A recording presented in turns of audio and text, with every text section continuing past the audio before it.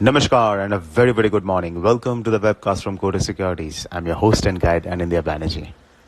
दो चीज़ों का बहुत ज़रूरत पड़ेगा आपको ये मार्केट में ट्रेड करने के लिए. एक है लक और दूसरा है ओडल्स ऑफ पेशेंस. खैर पेशेंस के बिना तो ट्रेडिंग हो ही नहीं सकता, मगर इस बार लक का ज़रूरत बहुत ज़्यादा पड़ने वाला है क्योंकि मार्केट का जो सिग्नल पोस्ट है वो एकदम मेस्ड अप है. एक तरफ हम लोग देखें तो आज dollar index is under pressure क्योंकि that is no surprise because Fed has been dragging its feet about the taper, which means reduction of asset purchases. And financial markets doesn't like a non-committal central bank. Kyunki financial markets cannot play the same theme over and over again unless that theme is becoming strong. And the taper theme, the rate hike theme in America is not getting stronger. So therefore, the dollar has come under pressure, and that's no surprise, and that's negative news for dollar rupee. But look at oil prices; it's going up. Brent is near 76, पर उसका impact तो होने वाला नहीं है क्योंकि dollar index is weak. तो dollar index अगर strong होता, oil prices अगर ऊपर रहता, तो उसका double impact आता on the dollar rupee, and it would have gone up. But अभी ऐसा नहीं है; they are cancelling each other out.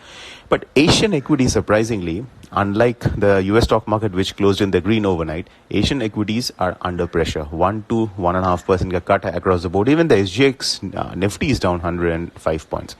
तो अभी point ये है कि किसका इम्पैक्ट ज्यादा होगा, डॉलर इंडेक्स का या इक्विटीज का.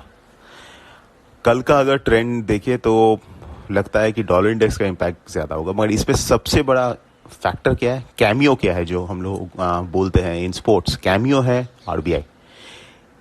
आरबीआई के वजह से अभी भी ये 74 45 46 के आसपास अगस्त फ्यूचर्स ट्रेड कर रहा है. 74 25 30 के आसपास स्पॉट ट्रेड कर रहा है. अगर आरबीआई का इतना तगड़ा इंटरवेंशन नहीं होता शायद ये 73 70 के आसपास अभी चला जाता स्पॉट. तो इसका मतलब अभी हम लोगों के पास कुछ ट्रेड अपॉर्चुनिटीज ओपन है. एक ये है कि हम लोग ऑप्शंस को सेल कर सकते हैं. Out of money call and put जो स्ट्रैंगल बोला जाता है उसको हम लोग सेल कर सकते हैं, ये रेंज बाउंड मार्केट में बेनिफिट करने के लिए. इंट्राडे में क्योंकि डॉलर इंडेक्स डाउन है तो अगर in case August futures rally किया टूवर्ड्स 74 से 74 70 टू 74 75 तो सेल किया जा सकता है with a stop loss above 74 90. Very strong support at 74.40. अगर इसके नीचे क्लोज किया तो ब्रेक डाउन है, मगर फिर भी we have to keep in mind the RBI factor always.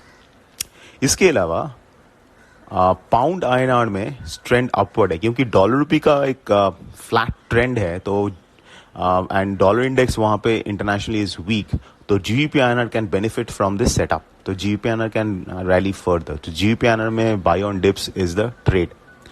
और दूसरा एक करेंसी जहां पे फोकस रखना है along with pound is yen INR क्योंकि globally stock market is weak, dollar index is week.